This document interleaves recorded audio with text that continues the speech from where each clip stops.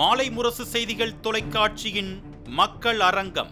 உங்களுக்கு நோக்கம் கலவரம் செய்வது, தமிழ்நாட்டின் அமைதியை கெடுப்பது.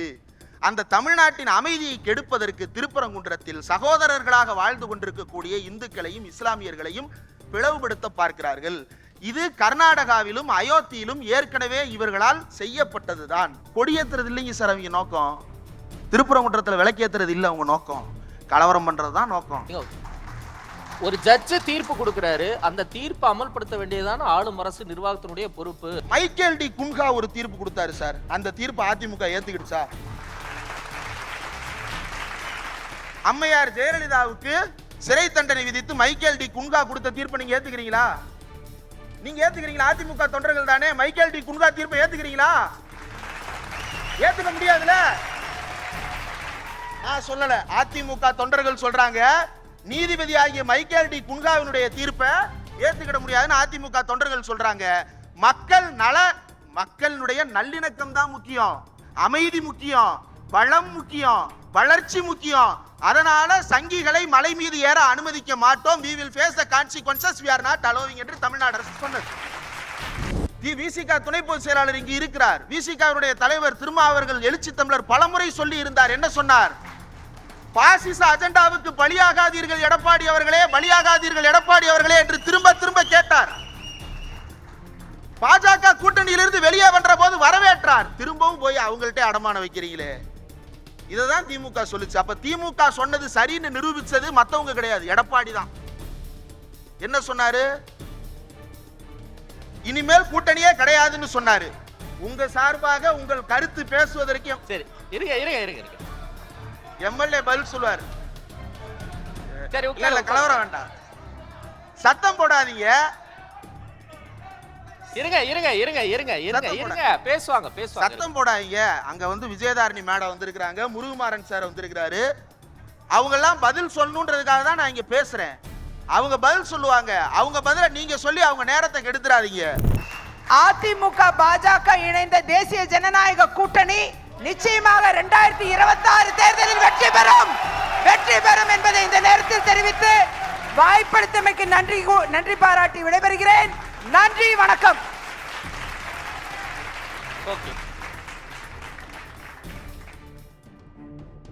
இல்ல அமைதி பா, அப்படி எல்லாம் யாரும் பேச வேண்டாம். இல்ல கொஞ்சம் அமைதியா இருங்க. சரி மேடம், சரி, ஓகே.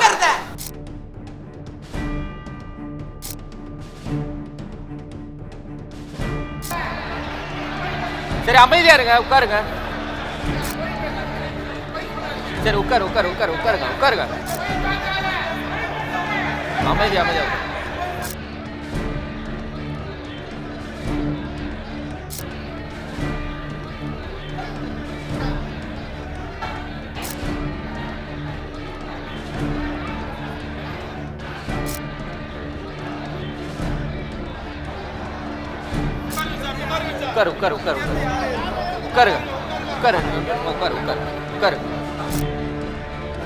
உட்காருங்க. நிகழ்ச்சி நல்லபடியா முழுமையா முடிக்கணும். இங்க இருக்கிற யாரோ 2 பேர் வந்து இந்த நிகழ்ச்சி நடக்கணுமா வேணாமான்னு முடிவு பண்றதுக்கு நான் அனுமதிக்க மாட்டேன். இந்தியாலேயே தமிழ்நாட்டில் அமைந்தது போல் ஒரு கூட்டணி காங்கிரசுக்கு அமையவில்லை. ஒரு ஸ்டேட் காட்டுங்க. காங்கிரஸ் அகில இந்திய கட்சி தானே. இந்திய அளவில் காங்கிரசுக்கு தமிழ்நாட்டில் அமைந்தது போல் ஒரு நல்ல கூட்டணி அமைந்தது, வெற்றி கூட்டணி அமைந்தது, தொடர் வெற்றியை அந்த கூட்டணி பெற்றுக் கொண்டிருக்கிறது. பாருங்க, இந்த ஸ்டேட், ஒரு ஸ்டேட்டை காட்டுங்க. ஒரு மாநிலமும் இல்லை. அந்த காங்கிரஸ் விஜய் கிட்ட பேச்சுவார்த்தை நடத்துற மாதிரி செய்தி எல்லாம் கூட வந்துகிட்டு இருக்கே, அப்ப எங்க அந்த வலிமை போகுது? எடப்பாடி கூட்டத்துல யாரோ 2 தொண்டர், அது அதிமுக தொண்டரா தாவேகா தொண்டராங்க கூட தெரியல, கொடிய இப்படி ஆட்டுறாங்களாம். தாவேகா கொடிய பாருங்க, கொடிய பாருங்க, பிள்ளையார் சொல்லிய போட்டுட்டாங்க. பிள்ளையார் சொல்லி போட்டாங்க கூட்டணிக்கு. யாருங்க சொன்னா? யார் சொன்னா?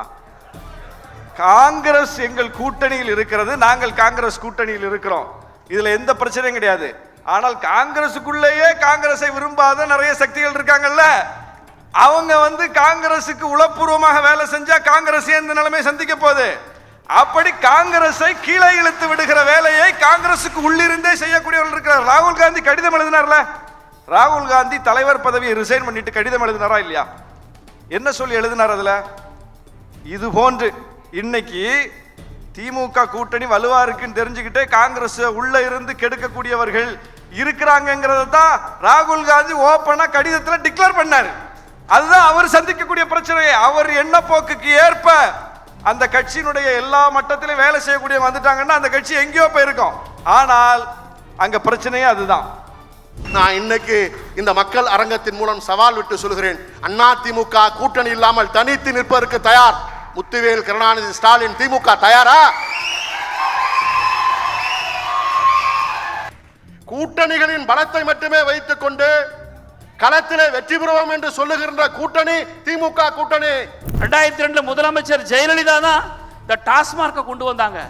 அதுக்கு முன்னாடி உங்களுடைய தலைவர் எம்ஜிஆர் தான் இந்த மதுபான கடைகளை கொண்டு வந்து நடைமுறைப்படுத்தினார். கலைஞருடைய ஆட்சியில மது கொள்கை நடைமுறைப்படுத்தப்பட்டது, மதுவிலக்கு நடைமுறைப்படுத்தப்பட்டது. எம்ஜிஆர் தான் அவற்றை மதுவிலக்கை அமல்படுத்த முடியாது என்று சொல்லி ரோடு ஃபுல்லா சாராய கடையை திறந்து விட்ட மிகப்பெரிய எம்பெருமான் எம்ஜி ராமச்சந்திரன் தான். நீங்க மூடி இருக்க வேண்டியது மிகப்பெரிய எம்ஜி ராமச்சந்திரன் தான். நீங்க மூடி இருக்கலாம். இப்ப நான் கேக்குறேன், இப்ப நான் என்ன கேட்டீங்க? நீங்க மூடி இருக்கலாம் அந்த கடையில. நாங்க பூட்டிட்டோம். பாருங்க, கலைஞர் பூட்டிட்டாரு. ரொம்ப இல்ல இந்த டைம் எல்லாம் நீங்க குறைக்கணும். இந்த டைம் எல்லாம் குறைக்கணும். ஏன்னா அவங்க இடையில மறிக்கும் போது இந்த டைமை குறைக்கணும். நீங்க மூடி இருக்க வேண்டியதானு சொல்றீங்கல்ல. நாங்க மூடுறதா எம்ஜிஆர் திறந்தாரு. நாங்க மூடனதா எம்ஜிஆர் திறந்தாரு. மூடாத கட்சி இல்ல, மூடன கட்சி. மூடனதா சாராய கடையை திறந்து விட்டது எம்ஜிஆர். இப்ப நான் என்ன கேட்கிறேன், மதுவிலக்கு கொள்கையை பத்தி சொன்னீங்க. 2016 தேர்தலுக்கு முன்னாடி கலைஞர் சொன்னார், ஆட்சிக்கு வந்த உடனே முதல் கையெழுத்து மதுவிலக்கு நாங்கள் அமல்படுத்துவோம்னு சொன்னாங்க. ஓட்டு போட்டீங்களா? என்ன பண்ணீங்க? ஜெயலலிதா அதை சொல்லவே இல்லை. படிப்படியாக குறைக்கிறேன்னு சொன்னாங்க. ஆஃப்டர் தாட்டா கலைஞர் இப்படி சொல்லிட்டாரு, ஒருவேளை ஜனங்க ஓட்டு போட்டுருமோ அப்படின்னு சொல்லிட்டு அந்த அம்மா பயந்து என்ன பண்ணாங்க, தேர்தல் பிரச்சாரம் போயின்ற இடத்துல நான் படிப்படியாக குறைப்பேன்னு சொன்னாங்க. ஆனால் அதிமுகவுக்கு ஓட்டு போட்டு ஆட்சிக்கு வந்தது. படிப்படியாக குறைக்கிறேன்னு சொன்ன ஜெயலலிதா ஒரு கடையாவது தன்னுடைய ஆட்சி காலத்தில் மூடி இருக்கிறாரா என்று கேட்டால் கிடையாது. ஆனால் மூடவில்லை. திராவிட முன்னேற்ற கழகம் அவர் பதில் சொல்லுவாருங்க, அமைதியா இருக்குங்க. அவர் பதில் சொல்லுவார். தரவு, அதாவது கோஷம் போடலாம், ஆதாரத்தை கொடுக்கணும். ஜெயலலிதா ஆட்சிக்கு வந்த பிறகு ஒரு கடையும் மூடவில்லை. 500 கடைக்கு கையெழுத்து போட்டாங்கல்ல, ஒரு கடையை மூடுறேன். மூடல, நாங்க தான் மூடணும். 500 கடையை நாங்க தான் மூடணும். 500 கடையை நாங்க தான் மூடணும். கடைகளுடைய நேரத்தை குறைச்சது திமுக, ஜெயலலிதா கிடையாது.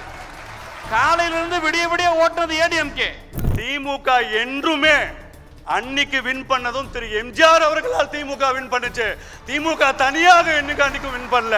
அன்னைக்கும் புரட்சி தலைவர் எம்ஜிஆர் அவ்வளவுதான். அதே திமுக காங்கிரஸை பார்த்து கும்பிடுறேன் சாமின்னு சொல்லி கச்சத்தீவை அசம்பிளிலையும் டிஸ்கஸ் பண்ணாம, பார்லிமெண்ட்லயும் டிஸ்கஸ் பண்ணாம அள்ளி விட்டுட்டாங்க. ஜல்லிக்கட்டை நிறுத்தின போது கும்பிடுறேன் சாமி, ஓகே நீங்க நிறுத்திக்கோங்க, காவேரி மேலாண்மை வாரிய தீர்ப்பை நாங்க வெளியில தரமாட்டோம், நீங்க பேசாம இருக்க, கும்பிடுறேன் சாமி, ஓகே. எல்லாத்துக்கும் ஓகே சொல்லும் திமுக அதிமுகவை பார்த்து அடிமை என்று சொல்வதை அவர்களே திரும்பி அவர்களை பார்த்துக் கொள்ள வேண்டும். அதுதான் அம்மா அவர்கள் சொன்ன போது 500 டாஸ்மாக் கடைகளை அவர்கள் சொன்னபடி செய்து அதை கம்மி செய்தார்கள். நீங்க என்ன சொன்னீங்க? நாங்கள் வந்தால் டாஸ்மாகை மூடுவோம் என்று சொன்னவர்கள் டாஸ்மாக கொடி கட்டி பறக்க வைக்கிறீங்க. சோ ஸ்டிக்கர் ஒட்டும் வேலையை செய்யுமே தவிர திமுக வேற உருப்படியாக எதுவும் தமிழக மக்களுக்கு செய்யவில்லை. பட்டியலின மக்களை கோயிலுக்குள்ள விட மாட்டேன்னு சொல்லி, பட்டியலின மக்கள்னா யாரு? அவங்க என்ன இஸ்லாமிய மக்களா? இந்து மக்களில் இருக்கக்கூடிய மக்கள் தானே, அந்த நம்பிக்கை உள்ள மக்கள் தானே. முஸ்லிம்கள் போய் எங்களை கோயிலுக்குள்ள விடுங்கன்னு சண்டை போட வரலையே, அங்க வந்து கேட்கலையே. அப்போ இந்து மத மக்களை, நம்பிக்கை உள்ள மக்களை கோயிலுக்குள்ள விடமாட்டேன்னு சொன்னா, அங்க வந்து பிஜேபி இந்துக்களே வாருங்கள், திருப்பரங்குன்றத்தை மீட்க வாருங்கள்னு கூப்பிடுறீங்களா? ஏன் அங்க வந்து கூப்பிடுங்க. ஏன் பிஜேபி இது வரைக்கும் அங்க வந்து இந்த இந்து மக்களுக்காக நான் நிற்போம், இந்த இந்து மக்களை ஒற்றுமைப்படுத்தி நாங்க உள்ள கூட்டிட்டு போவோம், ஏன் வரல? அங்க பாமகவுக்கு ஆதரவா வந்து நிக்கிறது யாருன்னா, பிஜேபியில இருந்து அஸ்வத்தாமன் வந்து நிக்கிறாரா இல்லையா? யார? பட்டியலின மக்களை கோயிலுக்குள்ள விட முடியாதுன்னு சொல்லி பாமக நிக்குது, பாமக கூட பிஜேபி நிக்குது. மறக்க முடியுமா? அப்ப பிரச்சனையை யார் உருவாக்குறா? பிரச்சனை உருவாக்குறதான உங்க வேலை. திருப்பரங்குன்றத்துல பிரச்சனை நீங்க உருவாக்குறீங்க. இன்னைக்கு RSS தலைவருடைய ஸ்டேட்மெண்ட்டை பாருங்க, இன்னைக்கு நீதிபதியுடைய ஸ்டேட்மெண்ட்டை பாருங்க. இது வெறும் விளக்கேத்துறது மட்டும் இல்ல, சொத்து பிரச்சனை இருக்கு அப்படிங்கிறாரு. வெளியே வந்துருச்சா பூனைக்குட்டி? அப்படின்னா என்ன? தர்காவை அங்கிருந்து அகற்றணும்னு ஹெச் ராஜா பேசுறாருல, அதைத்தான் இன்னொரு வழியில இவர் சொல்றாரு, இன்னொரு லாங்குவேஜ்ல சொல்றாரு. தர்காவை அங்கிருந்து அகற்றணும்னு ஹெச் ராஜா சொன்னார்ல, அது அதிமுக ஏத்துக்குதா? எந்த கட்சி அது ஏத்துக்குதா? அல்லது பிஜேபியாவது அது எங்க கருத்து இல்ல, அது ஹெச் ராஜா கருத்து, எங்க கட்சி நிலைப்பாடு இல்லைன்னு சொல்ல முடியுமா? அப்போ அதுதான் அவங்க நிலைப்பாடு. அந்த கட்சி அந்த கட்சியாக இருக்கணும்னு நினைக்கிறோம். அதிமுக முடிவு அதிமுக எடுக்கணும்னு நினைக்கிறோம். அண்ணன் முருகமாறன் சொன்னாரு, ரெட்டை இலை எங்க இருக்கோ, கொடி எங்க இருக்கோ அதுதான் ஜெயிக்கும் அப்படின்னாரு. ரெட்டை இலையும் கொடி முதல்ல உங்கள்ட்ட இருக்கா? இப்போ யார்கிட்ட இருக்கு? ரெட்டை இலை யார்கிட்ட இருக்கணும்னு யார் முடிவு பண்றது? இப்போ மோடி முடிவு பண்ணணும், அமித்ஷா முடிவு பண்ணணும். ரெட்டை இலை அவர்கிட்ட இருக்கணுமா இவர்கிட்ட இருக்கணுமா? வாயை திறந்தா பொய்ய சொல்றது. அதாவது தலை குனிந்த தமிழ்நாடு, வாயை திறந்தா பொய் மூட்டையை அள்ளி விடுறது, இதே வேலை. பெண்களுக்கு நிறைய பண்ணிட்டேங்கிறாங்க. என்ன பண்ணிட்டாங்க? இந்த பொம்பளைங்க ரோட்ல தைரியமா நடக்க முடியல. இங்க கூட பாருங்க, நையாண்டி பண்ணி கிண்டல் பண்றான். நான் மேடையில் இருக்கிறது ஒரே ஒரு பொம்பளை. இதுல யார் தப்பு செஞ்சாங்கன்னு என்னால கண்டுபிடிக்க முடியாம இருந்துச்சு, இப்ப கண்டுபிடிச்சிட்டேன். யார் அந்த தப்பா பேசுறதுன்னு இப்ப கரெக்டா கண்டுபிடிச்சிட்டேன். யாருக்கு கொதிக்குது பாத்தீங்களா? பூனைக்குட்டி வந்துருச்சு பேக்ல இருந்து வெளியில. நான் வக்கீலுங்கிறத மறந்துடாதீங்க. அதாவது அங்க பீகார்ல 10,000 ரூபாய் உதவித்தொகை கொடுக்குறாங்க மாசம். உங்களால கொடுக்க முடியுமா? கொடுத்துதான் பாருங்களேன், கொடுங்களேன். அதிமுக ஆட்சி வந்தா நாங்க கொடுப்போம், பாத்துக்கங்க. மாசம் கூட கொடுப்போம். அப் டு 2 lakhs, 2 லட்சம் ரூபாய் வரை மாசம் 10,000 ரூபாய் கொடுப்போம். அதுக்கு மேலேயும் கொடுப்போம், நிச்சயமா கொடுப்போம். பெண்களுக்கு உதவித்தொகை மட்டும் கிடையாது, பெண்களுக்கு தொழில் முனைவோருக்கும் உதவித்தொகை கொடுக்கிற திட்டம் பீகார்ல நிறைவேற்றிருக்கோம். அத மாதிரி திட்டத்தை தமிழ்நாட்டிலையும் நிறைவேற்றுவோம். 3 நீதிபதி சேர்ந்து தீர்ப்பு கொடுத்தார்கள் என்று விஜயதரணி தோழர் சொன்னார். 3 நீதிபதிகள் சொன்ன உடனே எனக்கு அதிர்ச்சி ஆயிருச்சு. நான் ஒரே ஒரு GR சாமிநாதன் தான் நினைச்சேன். 3 GR சாமிநாதன் இருந்தாங்கன்னு நான் சொல்லல, அக்கா விஜயதரணி சொல்றாங்க. 3 GR சாமிநாதன் இருந்ததாக அவர் சொல்லுகிறார்.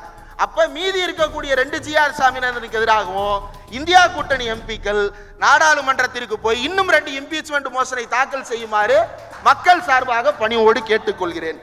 2019 ஆரம்பித்து இப்போது வரைக்கும் உதயசூரியன்ல குத்தின கையை மக்கள் இன்னும் எடுக்கவே இல்லை. அந்த கை மீண்டும் கைக்கும் உதயசூரியனுக்கும் சேர்த்து குத்தும். அது பானைக்கு குத்தும் அல்லது கரிவாள் சுத்தியலுக்கு குத்தும். ஒருபோதும் பாஜகவிற்கும் அதிமுக ரெட்டலைக்கு ஓட்டு போட்டவன் பூரா எல்லாம் நல்லா இருக்கணும்னா சூரியன் உதிக்கணும்னு மீண்டும் சூரியனை நோக்கி திரும்ப தொடங்கி விட்டார்கள். அன்வர் ராஜா வந்து விட்டார், மைத்ரேயன் வந்து விட்டார், மருது அழகராஜ் வந்து விட்டார். இன்னும் எத்தனை பேர் வரப்போகிறார்கள் என்பதை அறிவாலயம் கணக்கெடுத்துக் கொண்டிருக்கிறது. அன்றைக்கு முதலமைச்சராக இருந்த நம்முடைய எடப்பாடியார் அவர்களை பார்த்து எதிர்கட்சி தலைவராக இருந்த பெருமதிப்புக்குரிய என்ற முதலமைச்சர் அவர்கள் சொன்னார்கள். என்ன சொன்னார்? 2500 ஒரு 1500 சேர்த்து 5000 கொடுங்கன்னு சொன்னார். இதுவரை தந்திருக்கிறாரா? நான் இப்பொழுது இந்த மேடையில் நின்று சொல்லுகிறேன், நேற்றுக்கு எங்களுடைய தலைவர் பொதுக்குழுவில் தீர்மானம் நிறைவேற்றார். இப்பொழுது வர இருக்கிற பொங்கலுக்காவது ஒரு 5000 ரூபாய் கொடுங்களேன், ஒரு 5000 ரூபாய் கொடுங்க. இப்போ வர்றதுக்காவது ஒரு 5000 கொடுங்க. விஜயதாரணி அவங்க பேசும்போது சொன்னாங்க, மகளிர் உரிமை தொகை திமுக தொண்டர் வீட்டுக்கே வரல, அவங்க வீட்டு பொம்நாட்டிங்களுக்கே வரலன்னு சொன்னாங்க. உண்மைதான். தேர்தல் நேரத்தில் நாங்கள் போகும்போது மக்கள் எல்லாம் எங்ககிட்ட சொன்னதை விட காட்டிலும் எங்கள் கட்சிக்காரர்களே சொன்னாங்க, ஏன்னா எங்கள் வீட்டுக்கே வரலன்னு. அப்போ எந்த அளவுக்கு இந்த திட்டம் வெளிப்படைத்தன்மையோடு நடக்குதுங்கிறதுக்கு இதை விட ஒரு எடுத்துக்காட்டு யாராலும் சொல்ல முடியாது. ஆனால் ஏன் திட்டத்தை வெளிப்படைத்தன்மையோடு நாங்கள் நடத்துகிறோம் அப்படின்னா, நீங்கள் வீடு இல்லை இருங்க மேடம், இருங்க மேடம், இது நாகரிகம் இல்லை, இது நாகரிகம் இல்லை. இருங்க இருங்க நீங்க பேசுங்க. இல்லை, இது நாகரிகம் இல்லை, அவ்வளோதான். அவங்க அமைதியாக தான் இருக்காங்க. நீங்க சலசலப்புன்னு பேசுறதுனால அவங்க அமைதியாக இருக்காங்க. சரி இருங்க மேடம் இருங்க. நான் அதாவது வந்து மேடை நாகரிகம் கழிச்சு நான் பார்த்துட்டு இருக்கிறேன். சும்மா உட்காருங்க. போன ஆட்சியில் ஏடிஎம்கே ஆட்சியில் அதிமுக காரங்களுக்காக பார்த்து வீடை கொடுத்துக்கிட்டே இருந்தாங்க. தப்பு இல்லை, கொடுங்க, கட்டட்டும். ஆனால் வீடே கட்டாமல் ஏற்கனவே கட்டின வீட்டை காட்டி பணத்தை கொள்ளையடிச்சவங்க கடந்த 10 ஆண்டு அதிமுக அரசாங்கத்தில் இருந்து அதிமுக கட்சிக்காரங்க. அதனால தான் ஆதாரத்தை காட்டுவா அதிமுக தோழரே, ஆதாரத்தை காட்டுவா. உங்க கவர்மெண்ட், எடப்பாடி கவர்மெண்ட் ஆட்சி முடியும் தருவாயில சட்டப்பேரவையில் வச்ச சிஏஜி அறிக்கையில் எத்தனை வீடு கொள்ளையடிச்சிங்கன்றது கணக்கு வழக்கோடு இருக்குது. சிஏஜி அறிக்கையில் இதை விட ஒரு ஆதாரத்தை யாரும் கொடுக்க முடியாது. திமுகவில் எந்த பஞ்சாயத்து தலைவரும் சிறைக்கு போனது கிடையாது ஊழலால். எந்த பாராளுமன்ற உறுப்பினரும் சிறைக்கு போனவர் அல்ல. எந்த சட்டமன்ற உறுப்பினரும் சிறைக்கு போனவர் அல்ல. ஜெயலலிதா, சசிகலா, சிவா, தினகரன் எல்லா குடும்பமும் உங்க குடும்பமும் ஊழலுக்காக உள்ளே போன குடும்பமே தவிர நீங்கள் ஒன்றும் புனிதர் அல்ல. உங்கள் எம்ஜிஆர் எம்எல்ஏ ஆவறதுக்கு முன்படியே 3 முறை சட்டமன்ற உறுப்பினரானவர் முத்தமிழறிஞர் தலைவர் கலைஞர். எனவே வரலாறை தவறாக பேசினால் விட்டு கொடுக்க மாட்டோம். ஏதோ உங்க நேரம் போராத நேரம், அரசியல் லாபத்துக்காக போய் பிஜேபி கூட கூட்டணி வச்சுட்டீங்க. அது எங்களுக்கு அதை பத்தி கவலை இல்லை. அம்மா விஜயதரணி அம்மா, இன்னொன்று சொல்றேன். தமிழ்நாட்டில் சாராயம் ஆறா ஓடுதுன்னு சொல்றீங்கல்ல, உங்க பிஜேபி ஆளுகிற மாநிலங்கள்ல, வட மாநிலங்கள்ல விளம்பரமே பண்றான். 1 குவார்ட்டருக்கு 1 குவார்ட்டர் ஃப்ரீ, 1 ஃபுல்லுக்கு 1 ஃபுல்லு ஃப்ரீ, இந்த டைம்ல இருந்து வந்தா இந்த டைமுக்கு ஃப்ரீன்னு. இது மட்டும் இல்லைன்னு மட்டும் சேலஞ்ச் பண்ணுங்க. இன்னைக்கு இதையெல்லாம் செய்யறாங்க. சரி, அவ்வளவு தேவையில்லை. இவ்வளவு பேசுறீங்களே நீங்க, ஸ்ரீராம், இவ்வளவு பேசுறீங்களே ஸ்ரீராம், நீங்க ஆளுகிற பிஜேபி மாநிலங்களில் நான் கேக்குறேன். சரி பேசுறேன். சரி இப்படி வர, இப்ப நான் பேசுறேன். ஒரு நிமிஷம் இருங்க. உட்கார்ந்துன்னு பேசாத. ஸ்ரீராம் அடுத்தது இருங்க. சரி, பிஜேபி ஆளுகிற மாநிலத்துல மதுவிலக்கு கொள்கையை அமல்படுத்திட்டு வந்த பிஜேபி காரன் வந்து இங்க பேசுகிறா பார்க்கலாம். ஒரு பிஜேபி காரன் கூட அவன் ஆளுகிற மாநிலத்துல மதுவிலக்கு கொள்கையை அமல்படுத்தாத பிஜேபி சங்கிகள் இந்த மேடையில வந்து தமிழ்நாட்டினுடைய மது கொள்கையை பற்றி பேசுவதற்கு என்ன உரிமை இருக்கிறது? என்ன யோகிதை இருக்குது? உங்களுக்கு என்ன அருகதை இருக்கிறது? சரி, நாகரிகமற்ற சங்கிகள் எல்லாம் தமிழ்நாட்டுக்குள்ள வந்து ஜாதி அரசியல், மத அரசியல், இன அரசியல், மொழி அரசியல், இது வேற எங்கனா வச்சுக்க. இது பெரியார் மண்ணுடா, இது தமிழ்நாடுடா. உங்க பாச்சா இங்க பலிக்காது. உங்களுக்கு அதிமுக வேண்டாம், இன்றைக்கு புதிய சங்கிகள் கிடைக்கலாம். ஆனால் தமிழ்நாட்டை ஒருபோதும் உங்களால் சங்கி மாநிலமாக மாற்ற முடியாது. 2026 திராவிட முன்னேற்ற கழகத்தின் கூட்டணியை தவிர சங்கிகளின் கூட்டணி அல்ல. மாலை முரசு செய்திகள் தொலைக்காட்சியின் மக்கள் அரங்கம்.